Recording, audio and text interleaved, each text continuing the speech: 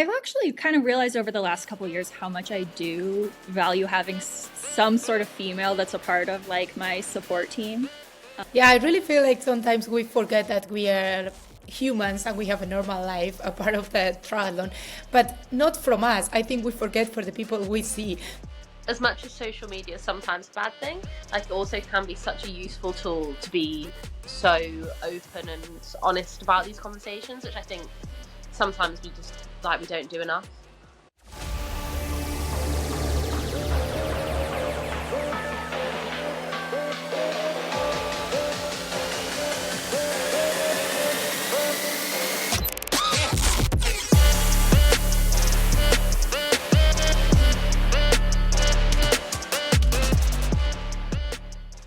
Thanks so much for taking some time out of your Sunday to join us for this conversation. How's everybody doing? Good, thank you. Yeah. Good. Cool. Good. Cool. Really good. Well, it's March, beginning of the season. Some of you have raced already. We'll jump into it. We'll talk a little bit about how like the early racing is going, but then the main topic is going to be around International Women's Day and Give to Gain. Before we jump into it, though, let me just give a quick thanks to our sponsors. I'm going to highlight Finis today. Finis has been a great partner of ours. I've worked with them for years and years, and I think that they definitely are the leaders in technical swim products. They are there to support us at every single turn. Like we said, they are the leader in technical swim gear. We know that in triathlon, the swim is about efficiency and precision, and that's exactly what Finis delivers. From stroke rate feedback with the tempo trainer to the front snorkel to agility paddles to fins, they really do supply our entire swim bag with a bunch of great gear. So huge shout out to Finis. Thanks for their support. They're a great partner. So the theme for today's discussion is around International Women's Day, which was held on March 8th. We're a little bit late for that, but we are still in March, so we'll give ourselves a little bit of a break on that. And the theme behind it was that if organizations and individuals give support, they unlock innovation, resilience, and growth that benefits everyone. And in our sport, which is, as I think you guys know, and we'll talk a little bit about this, which is like highly individualistic most of the time, it seemed like a good fit for us to have this discussion and a good fit for Podium Racing's mission, which is supporting next generation athletes and creating a community where amateurs and pros can come together. Hence the launch of our team Podium Racing for the Pro-Am team recently. So so we invited you three here today to have this discussion. Miriam Casillas García from Spain, Sophie Alden from the UK, and Erika Ackerlund from the US. Thanks for being here. Really appreciate it. I'm going to give a little bit of background on all of you real quick, and then we'll jump into it. So Sophie is a triathlete who calls UK her home, a former junior national champion. Sophie made a significant breakthrough on the world stage in 2024, earning her first World Cup podium with a silver medal in Napier, followed by a strong fifth-place finish in Hong Kong. This is Sophie's second year racing for Podium Racing. Sophie, it's so good to work with you. And she joined us last season in Toronto, jumping in. She jumped on a plane, I think, literally after graduation to fly in and race for us, which was pretty incredible. Erika Ackerlund is a member of the U.S. national team, former NCAA tri-national champion. Erika has consistent top 10 finishes across 2024 and 2025. Beyond racing, she serves on USAT board of directors. Erika, are you still doing that? Yeah, it's a 2-year term, so my current term goes through the end of this year. Yeah, that's really cool. I didn't even know that until I read the bio, which is super exciting. And is always advocating for athlete rights and mental health. So, Erika, I know this is our first year working together, but we're excited to have you part of the team. And Miriam Casillas García, I feel like doesn't even need an introduction. She's ranked 26th in the world. She's a household name in the Spanish triathlon world, I think even broader than that. 3-time Olympian, competing in Tokyo, Rio, and most recently in Paris. Not only is Miriam a decorated triathlete, while training for Rio, she completed her medical degree, which she plans to pursue following her professional triathlon career. That's the only thing I would say. Miriam, you're kind of at the helm here too, but when we look across our roster, I think our athletes do a really good job of not thinking that education and other parts of their life is an or, that it's a choice between that and being a professional triathlete. I'm sure it's hard, but it's just incredible to be around such like smart, talented professional triathletes who also have a bigger personality and a bigger identity than just being triathletes. Thank you. Yeah, yeah. All right. So before we jump in, I mean, we would be remiss not to talk about a little bit of racing that's already happened. Miriam, Lanzarote, you were there racing. You had a great race. I mean, I don't know. Walk me through how that went for you. It was a really, like, I will say, a special race, new race in the course. I was pretty excited because it was in Spain, so that was actually the choice to do it, especially with Abu Dhabi cancel. But yeah, really special race in like sea tough conditions. I would say a real triathlon with a really tough bike course. Lanzarote is really well known everywhere, every place in the world because of the windy. So it was really windy, and that made the bike really tough and also a bit dangerous. We can talk after, but and also make also the run pretty hard because a part of windy was also hilly. So I think it was like a special race, like all over the three sport, and that was really cool to start the season and for me to start in Spain with the Spanish crowds. And yeah, I had a good race. I had a really good swim, and I had a really good bike. The bike was like really hard, like all of the girls that they put, like I would say, the hammer down with the bike. So it was a real triathlon. When we get to the run, everyone really tired, and the run for me wasn't like my best run, but I finished 8th position, and it was pretty good for the time of the season we are now, because we are kind of like building through the winter. Still didn't do much like speed stuff, so I think my SAP is where I have to be, so I'm happy with that, and I really enjoy the race. Yeah, that's great. Yeah, there was I mean, speaking of like International Women's Day and Give to Gain and maybe mentorship as a component of that, I know Fanny Salai was her first World Cup, I believe, debut. I worked with Fanny with Tim Don in 2024. She was on Podium Racing, and just incredible to see like such a young talent doing so well. I think she was first out of the water, but then there was a mishap on the bike. I don't know, what do you think happened there, and what do you think about Fanny, doing her first World Cup?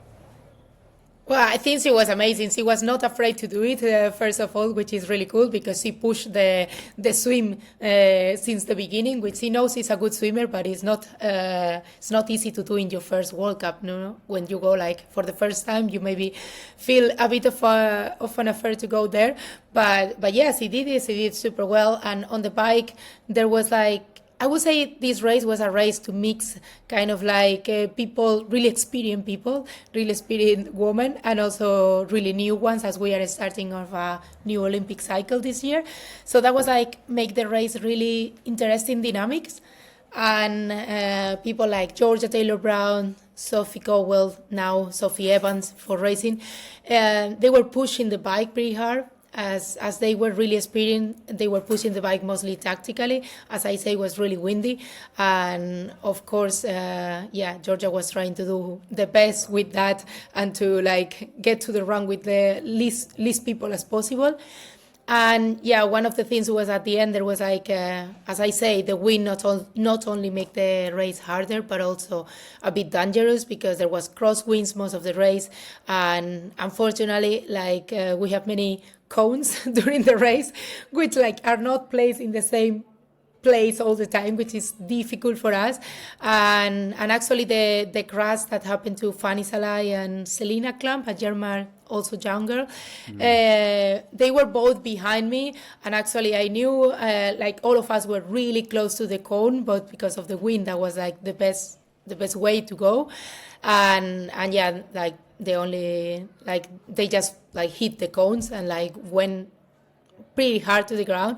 But it was really amazing to me to see Fanny, how she didn't even think for a second, and even being super young, but like take her bike, stand up and continue, because I feel it was like, when I look back, I had a moment, maybe this is on my like doctor's eyes when like I heard the crash and I was like, don't look back, because if you look back, maybe you just want to stop to help them. So I was like, don't look back. Finally, I looked back, and I saw they were already like standing up, which was good to see, but it hurts a pretty like tough grass.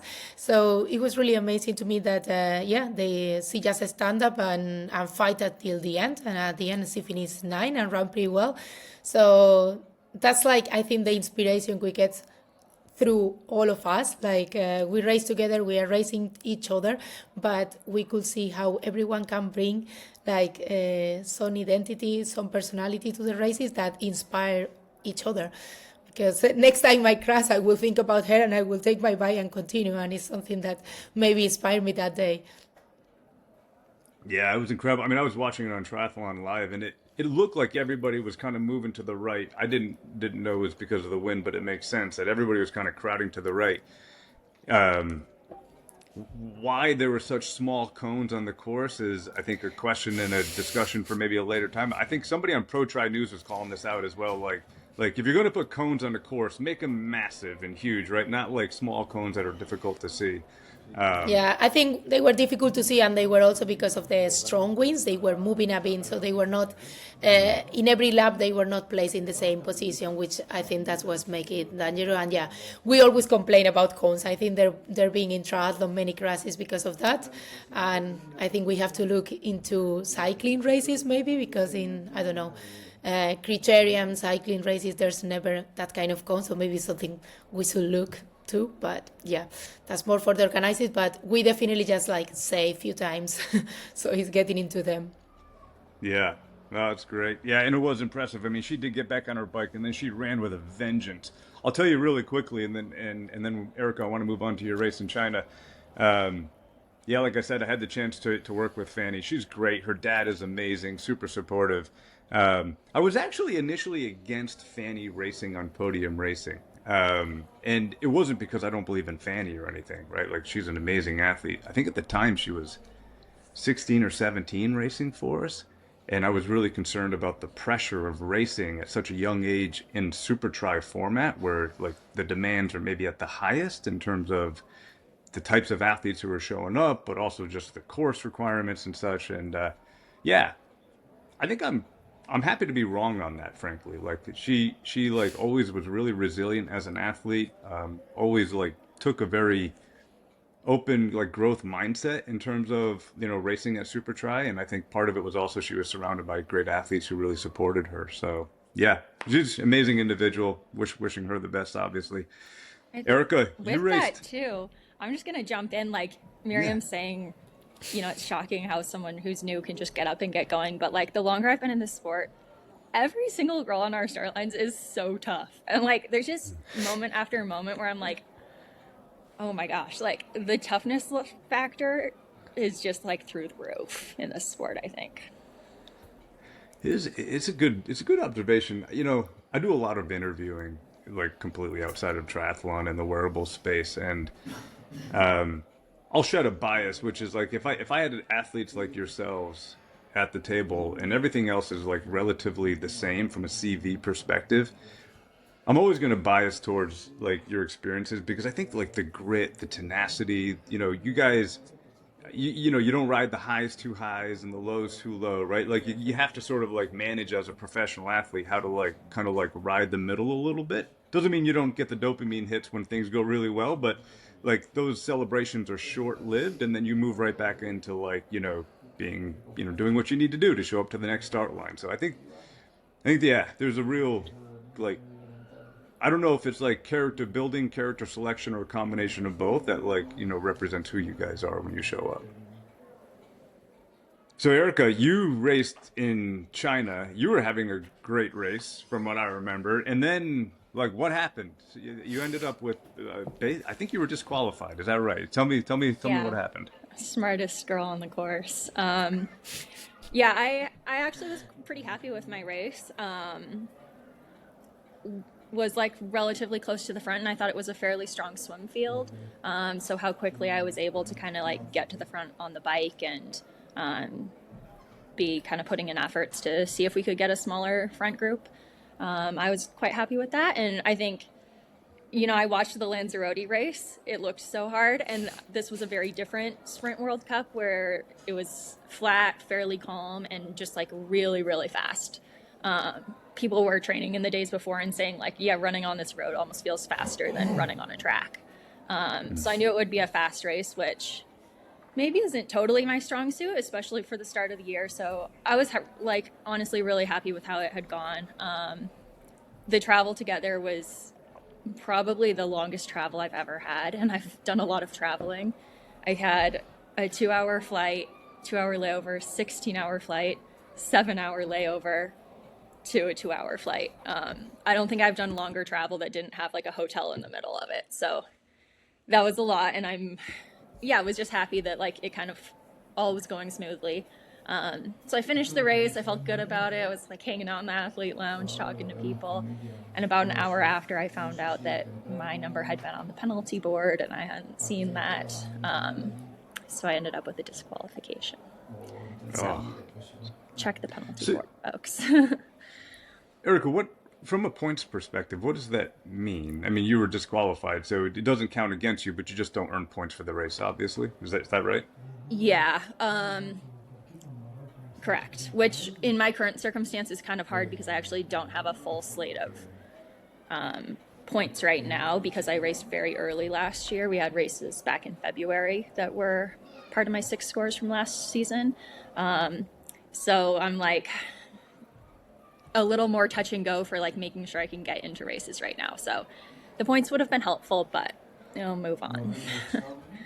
Yeah. It's hard. I mean, you basically have to be aware enough in the race when everything is happening to look at the penalty board, right? Or, I mean, ideally you have maybe somebody who's there from a coaching perspective supporting you and shouting out your number if you do have a penalty, right? But like that constant awareness is, I would imagine, super challenging when you're in, not only the middle, but at the end of a race. Yeah. I think like one of my strong suits as an athlete is I'm really, really good at focusing to the point where I don't notice like anything happening outside of what I think is something I need to be paying attention to. But then it definitely becomes a downside with things like this. And like we've even had to work on like paying attention to like wind or like things like that just because I am like so good at just focusing totally on myself. So that's something I'm learning. But also, like you said, a lot of times when I'm racing in WTS, we're pretty lucky on the US team that we have staff who comes and there's always someone assigned to watch the penalty board. And if there's a penalty, they would be like yelling it out at you, which I didn't have at a World Cup. So I'm a little bit not trained to watch it, but that's not a very good excuse. Wow. Yeah, sorry. I mean, look, it's difficult. I don't have much to say. You guys live these challenges, right? And Erika, you'll be back. You'll find those points in another race, I'm sure. Sophie, what's going on with you? We haven't seen you race yet. You're injured right now. What's happening? Yeah, I'm having been logging out with that, rehabbing, get myself a bit healthy, ready to race in hopefully a couple months' time. The season, thankfully, there's so many races this year and it goes on for so long that there's plenty of time, and I'm not going to rush back and to get myself stressed about racing too soon. But yeah, long UK winter's been really fun.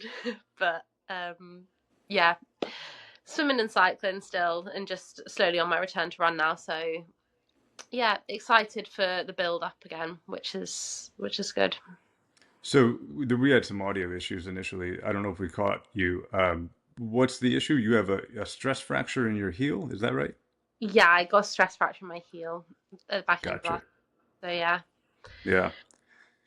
I'll tell you a quick personal story. I was swimming yesterday with some of the folks here at the Tucson Collective, and I had my Finis goggles were in my swim bag, and one of the Morton gels exploded in the bag. I don't know how this happened. And my goggles, there was this film on them that I just couldn't get off. So anyways, kind of managed through it. It's like looking through like blurry goggles while I'm swimming. and I was in a new pool. They call it the Rec next to the University of Arizona, and I must have misjudged. You know, like I was looking down at the black line and looking for the cross to like know when to start my flip turn, and I must have misjudged it. And we happened to be we were doing 4x50 builds, and I flip turned and hit my heel on the edge of the pool.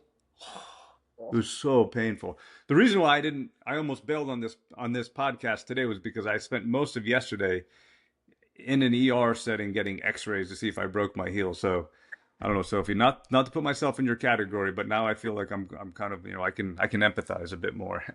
I have my scans, So when any thoughts on like when you're going to like return to the start line? Not sure yet. Yeah. We'll see. Got a lot of opportunities. Yeah. Cool. Awesome. All right. Well, let's jump into the questions here. So, and Miriam, if you don't mind, I think we're getting some background noise from your side. If you can mute while you're not talking. Awesome. Thank you. All right. So first question.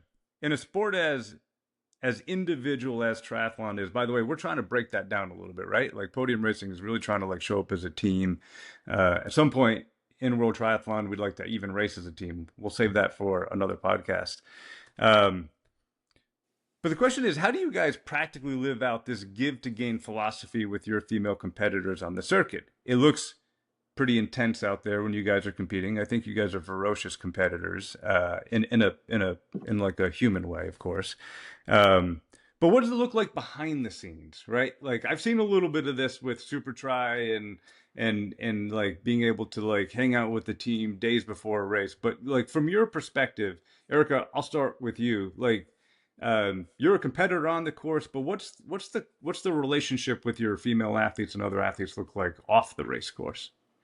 Yeah, I think that's something like that where we have a really good atmosphere in triathlon racing, where to some degree you can separate the on the course from off the course. And I was talking earlier, like how everyone is so tough, and the more you're around them, the more you realize like just how tough everyone is. But I think what I've also realized over the years is the more that I kind of open up about difficulties or struggles to those girls, like they also are all dealing with that as well. And so just like the more open that you are, the more that you then get that back as well. And kind of just feeling less alone in the process. Especially like I'm someone who I do a lot of training on my own. I've never been a part of like a huge training group. So early on when I was going to the races, I didn't know a whole lot of people. And yeah, just realizing like the more that you do open up with everyone, like we're all experiencing the same pressures. And in some ways, like the people you're racing alongside understand you more than almost anyone else. So yeah, I think we have a really good environment where we can talk and be competitors, but also friends. Yeah. It is like, I mean, obviously I don't sit in the same shoes as you guys do, right? But I do think that like, as somewhat of an outsider, the same pressures, the anxieties, the fears, right? All those things that come into doing the things that you guys do, right? Going into like your races or even big sessions, whatever, like you're not alone in those feelings, right? And I think it's you have to be vulnerable, right, to be able to share that, and you have to have trust, with the environment and the people around you. But I do think that it's a massive invitation to open up a relationship, right, and start a conversation, and others are probably feeling the same way you are. Yeah, definitely. Yeah, ahead, about Mary. this. Sorry. About this, I think like well, in camera on races, you only see the proper race. But I think it would be really good if one day you can get a camera through the athlete lounge after the race, because you will see all the girls just like hugging each other or be supportive. One may be crying, but another supporting her of a group, or with so many different feelings. Because yeah, in a race, someone will have always like a good race and a bad race the same day. But you see after the race how everyone support each other, and also, as I say, I think like we also know that having different people, different personalities, is just help yourself, like so people also inspire you, so make you grow, not only in the sport but grow you like in your personal or in your life just in general. So yeah, I think we know all of this, so it will be cool to see one day, the camera out of the race, because I think in the moment we cross the line is pretty different, because we know the situation of everyone. And now, for example, when I was like hearing Sophie with her injury, I just like came to my mind that yeah, we all been injured. It's part, like more or less, and we all try to be the less injured as possible in your career. But for sure, just because of like a running mostly injured, or a crash, or anything else, or being sick, like everyone has that in your career, and it's one of the worst feeling, and where you feel more like lonely or isolated, also because you are normally in a different program as everybody around you, or as everybody in your group, which is one of the worst feeling. But it just crossed to my mind to like say to Sophie now that I think one of the best ever feelings you can have as an athlete is like when you return after an injury and you have like a good race after an injury. So I'm sure she will have that. So so like if you just think about that moment, it will be like really cool in a few months when you will be like, oh, I went through this, but I passed it, and now I'm running again, having a good race again, because I'm sure it will happen. Yeah, Miriam, it's a great point, right? I think, I mean, a lot of my perspective is informed through the Super Tri races in 2024 and 2025, and if you just watch those races, you go back to like a YouTube and you watch a race in like, Chicago or Jersey, right? And you see like you guys as like, yeah, I mean, competitors doing your thing, doing your job on the race course. And to your point, what you don't see is like the day or even the 2 days before that. It would be if you walked into a hotel lobby where everybody's having breakfast or lunch or something, like you wouldn't be able to distinguish the teams if people weren't wearing like their kits and shirts. Like Jean Lahair would be hanging out with Georgia Taylor Brown, right? And yet those two are fierce competitors on the course looking for something like a Super Tri title. And I think that, to your point, is not clear if you're just watching like a race on Triathlon Live. You don't get to see like just how organic and like where those relationships really are off the course. Yeah, cool. Well, I love that. Sophie, what's on your mind here? Um, yeah, I think it's really easy to feel how like racing is intense, and it's quite often to feel like you are on your own in them situations, and how if you're nervous at a race, like you feel like you're the most nervous there out of everyone. You're looking around thinking everyone else looks so confident, and you're there like, oh god.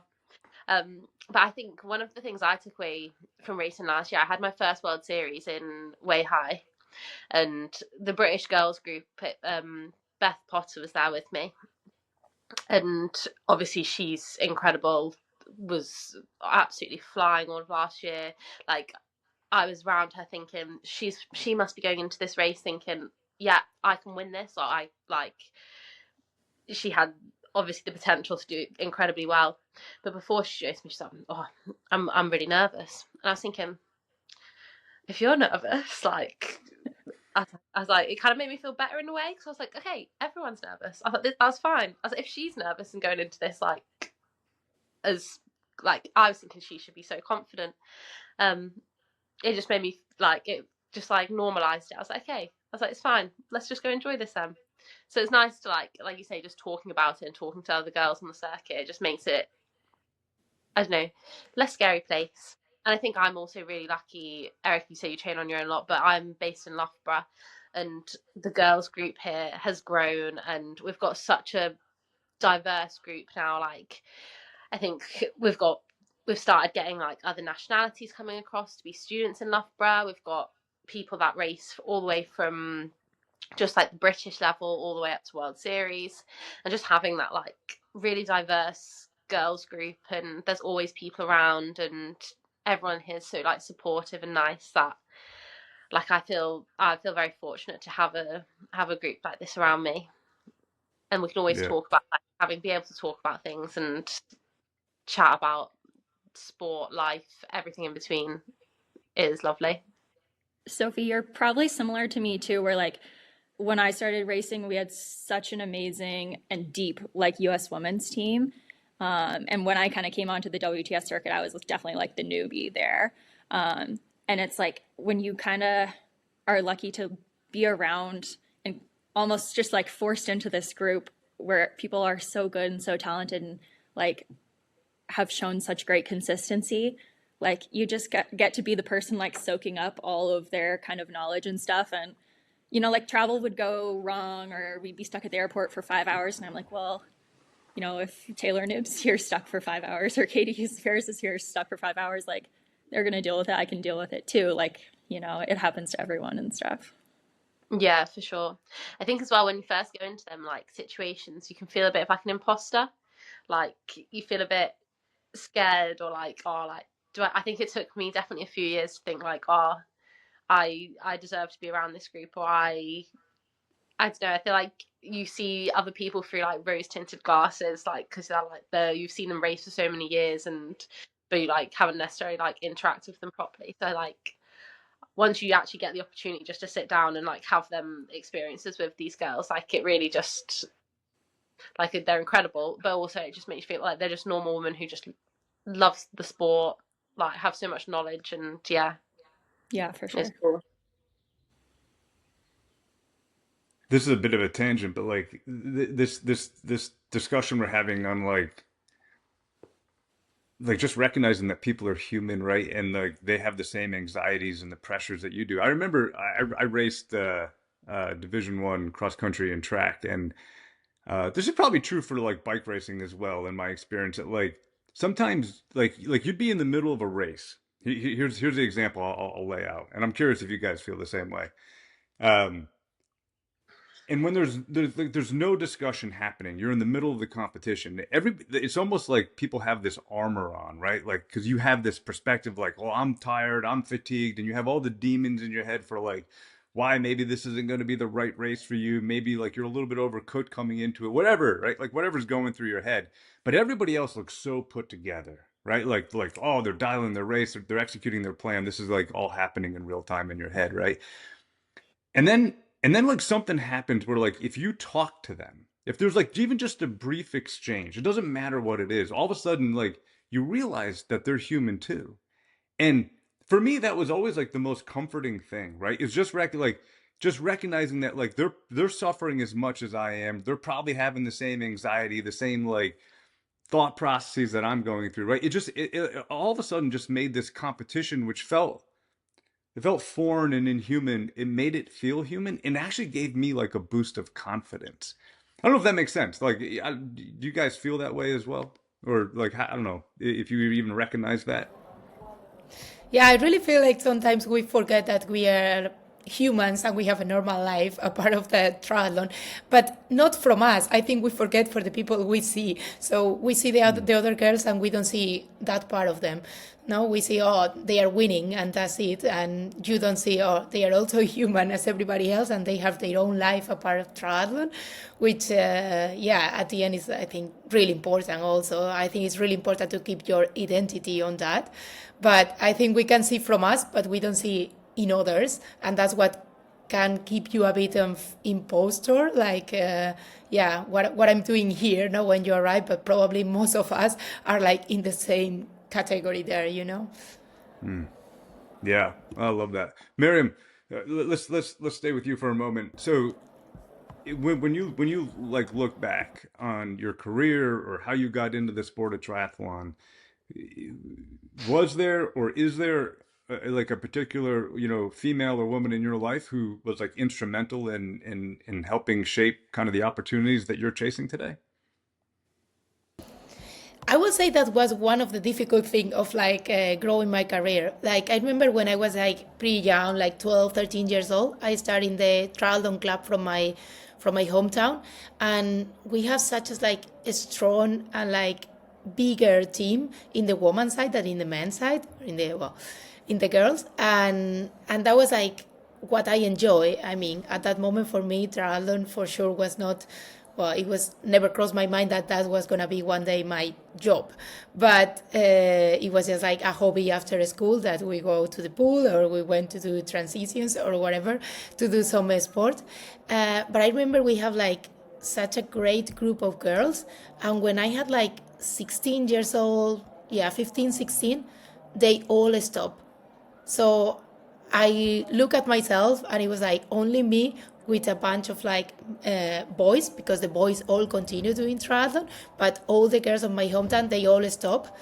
And that was, I think, was the tougher moment for me in my career, I will say, because that was a moment where I had many thoughts of like, well, this is maybe not for girls, or I was going to the swim, and I remember, this might sound stupid, but many of us, we went to the pool and we didn't want to use paddles because we thought, oh no, if we put paddles, we will grow muscles, and we don't want to grow muscles because that's look like boys. So it was such a stupid thought that I have now, but it was like something that crossed our mind in that moment, and I think the problem that I had at that moment, it was like I didn't have like women as role models, because if I would have in that moment more girls, or I could see at more girls in triathlon, it would be easier for me to continue. And not only for me, that finally I continue. At the end, what I did was like I changed the club, and I went to a club of another town that was close to my hometown, because I thought like, well, I don't want to travel alone, so if I can travel with other girls, that was make me continue. But probably if I didn't have that option, at the end I will stop, because I see as myself alone.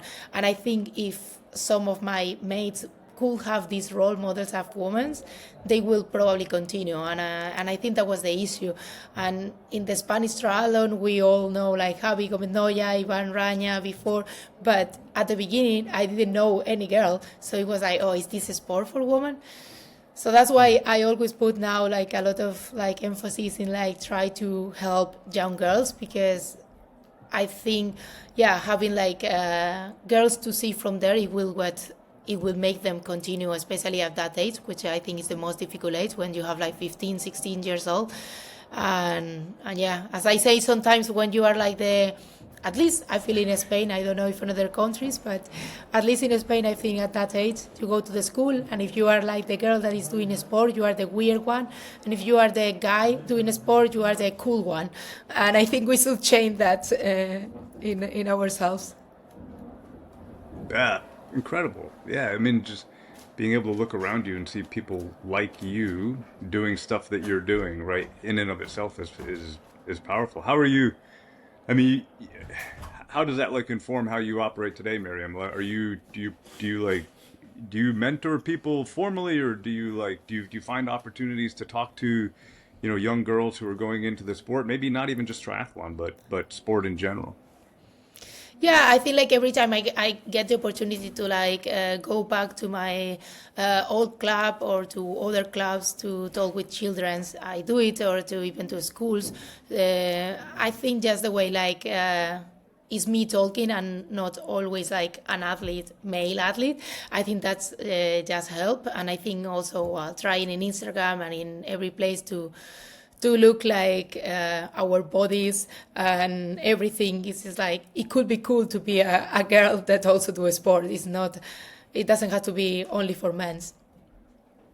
It makes me think, just listening to you, like when we think about Team Podium Racing that we just launched and the community that we're trying to build around Podium Racing, I kind of immediately go to adult age groupers, but you're sort of like getting me to think that we really need to think about how we can impact youth and juniors, and specifically females in the youth and junior sport, to make sure that like we also are like connecting your voices to them as well.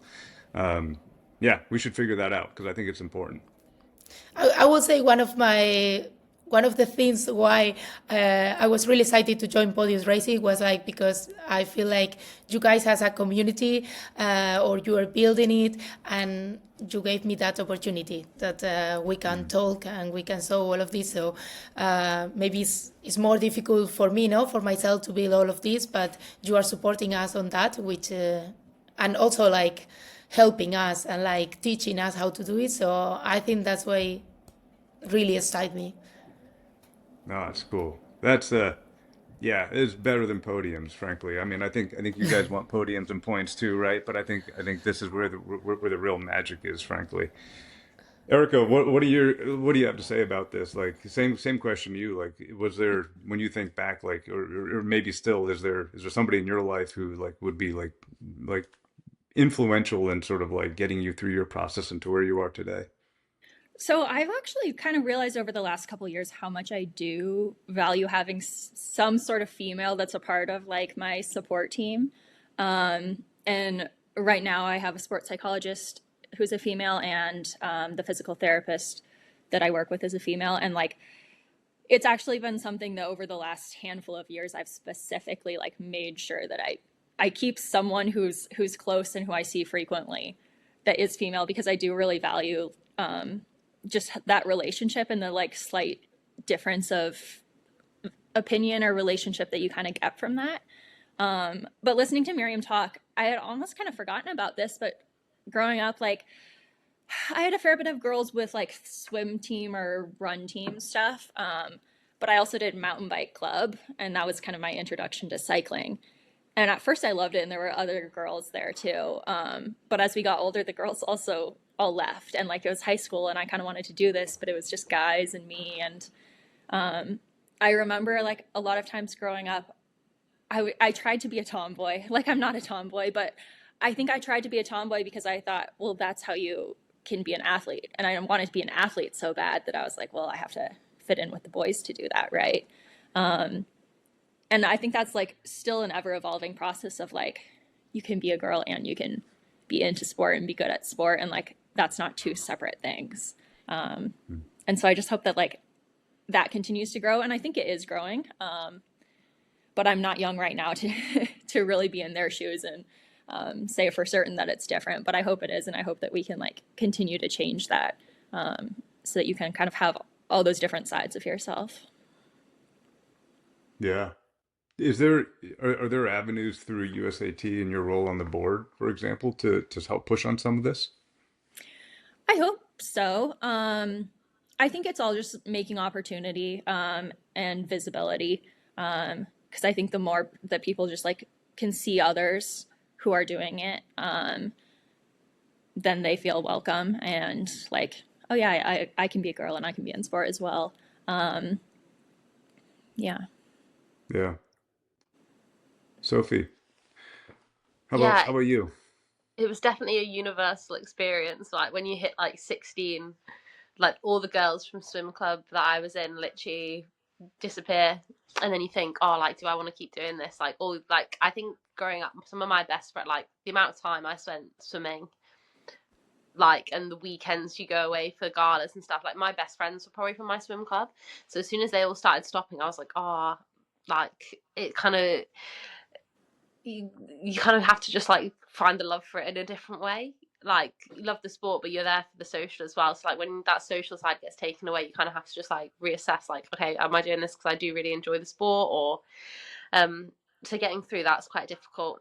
And I think one of the big things for me was when I was fortunate to be part of like the England talent program growing up. So every now and again they'd bring from all over the country like the junior athletes together for like a camp.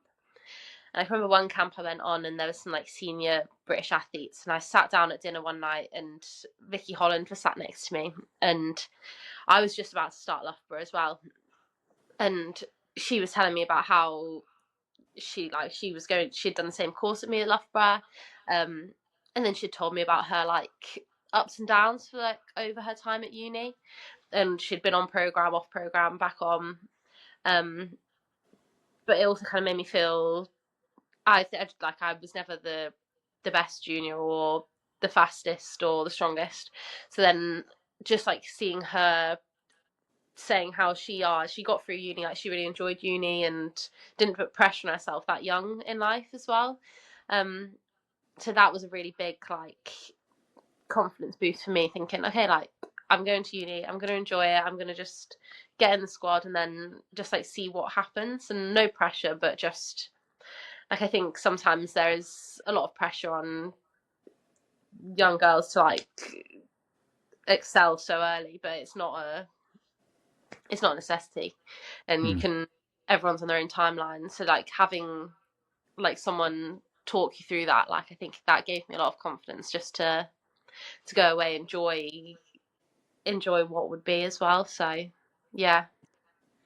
Yeah, I mean, maybe that's an answer to the question I want to ask you next, which is like if you could like transport yourself back to that moment again, or back to being like a 16 or 17-year old, like is there something that you wish like you had somebody like a Miriam or an Erika, right, come to you at that age and say, this is what it's going to look like, or this is what it's going to feel like, or this is what you should watch out for, or this is what you should be prepared for as you kind of like move through the professional ranks? Like, is there something you wish somebody had sort of given you a heads up on? Like if you had maybe like a more formal mentorship, opportunity in your life as a 16 and 17-year-old?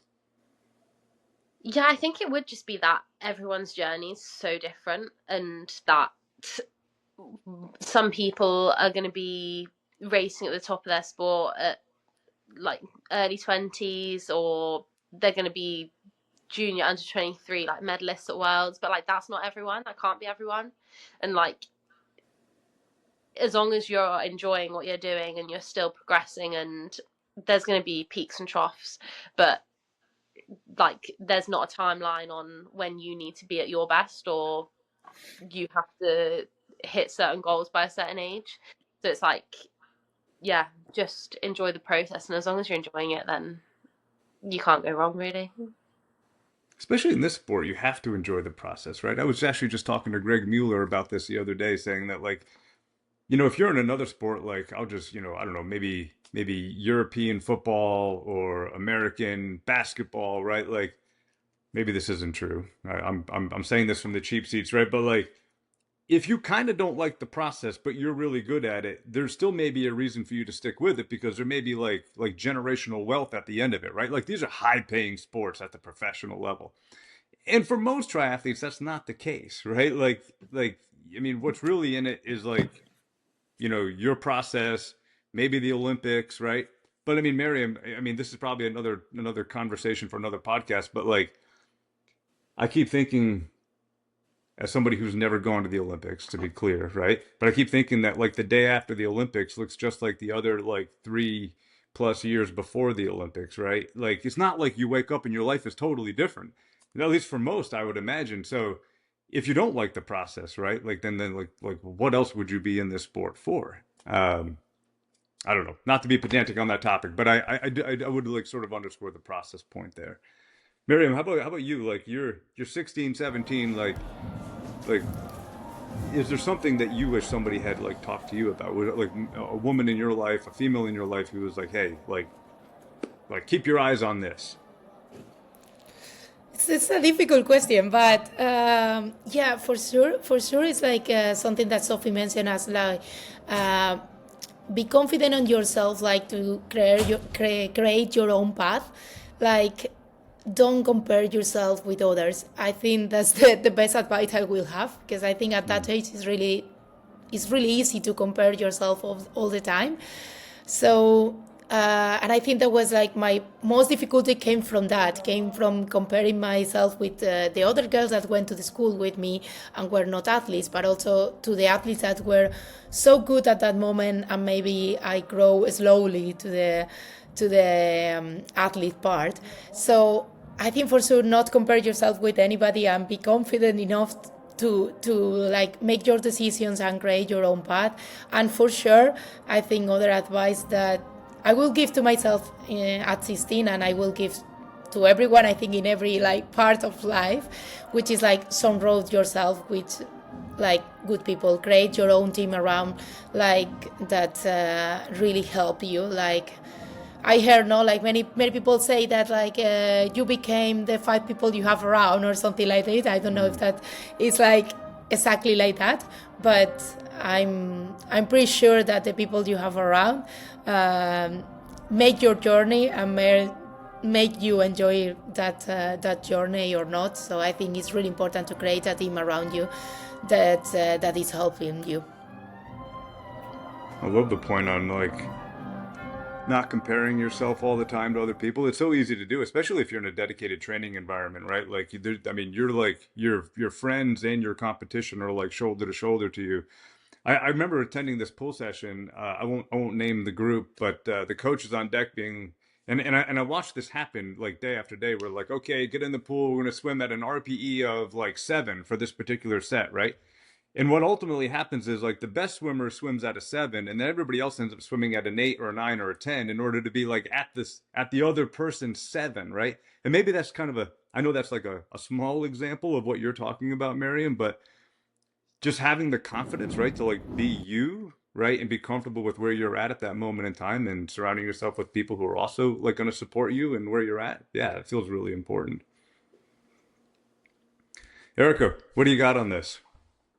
Yeah, I think just similar. Like for me, thinking back to 16 or 17, in some ways, I wasn't leaving sport, but I was moving out of it a little bit where like I had started out, I would race cross country and track in high school. And then I was kind of getting injured a lot. And so I started just not doing the track season. And looking back, like, I don't think I really have many regrets because I think you're constantly just making the best decision for yourself. But like, it's okay to take a little time away. And obviously, like, I was a person who enjoyed running. I found my way back into it. But I just think, yeah, we all have our own pathway. But, you know, sometimes I wonder if I'd done this or that, would I be in a different position now? And I really don't think so because you enjoy what you enjoy. And I think you like find your own pathway to the same place, no matter what way you go about it. And I left high school. I had wanted to swim in college, but then I ended up following an academic scholarship to college, and I went into college just thinking, you know, hopefully I'll find a club to do some hobby sport, but that would be that. And now I'm a professional athlete. So it's like, yeah, there's no point in your journey when you know for certain that one decision or another is going to like change your life outcome. So just kind of following what's fun and what's enjoyable. And yeah, I think you'll find your way where you need to be. Yeah. All right. So let me throw one more question at the three of you. I'll let you just jump in however you guys want to. What can we like if you look at where the sport is today, given all the experiences that you've had and everything we've talked through, um, is there something that like comes to mind that we could be doing either as Team Podium Racing or you could be doing as an individual athlete to talk to like that next I'm you know figuratively but also specifically like that next generation athlete, that 16 or 17-year-old girl who's coming into this sport, like what can you or what can we be doing to support that individual going forward? Um, I think as much as social media is sometimes a bad thing, like it also can be such a useful tool to be so open and honest about these conversations, which I think sometimes we just like we don't do enough. Um, so I just think having the exposure to like everyone's stories, like I think this is like a really good opportunity. Like we can give back and like all three of us will have gone through such different journeys and will continue to go on such different journeys to get to where we want to be in the sport. So just like having that exposure to that and just showing there's not one path for these athletes. Yeah, I think just good honest communication is really helpful. And being real on social media, like every time you just like flip through the rolls, right? Everybody's at the best part of their life. They got a smile on, and it's like, you know, you just completed your best set or you hit the podium. I mean, part of what I hear you saying, Sophie, is like sometimes you need to bring that vulnerability and the honesty to social media as well, right? Like it's not always great. I Yeah. mean, you guys know that better than anybody. Sometimes sharing with the rest of the world, like those troughs or the low points, makes it real. I would add with that, like from a podium racing or any sort of management perspective, just the more that we can get female sport and triathlon and everything like that just into mainstream media, like so that people don't have to seek it out, like it finds you almost. Because people are interested. It's just they maybe don't know to go find it, and the more we can just make it there, so there's no work to find us and find your sport and find your people. But my advice for the 16, 17 year olds, I imagine at some point all of us were probably in a position where like you can be the boys and that's fun. And like you're growing up and at some point, you know, you're the good girl and you get put with the boys and that's really cool. And like love that and enjoy that, but also realize that at the end of the day, it's probably the girls that are going to like be your long-term community. And so as much fun as it can be to get thrown in with the guys, like keep your girls close too.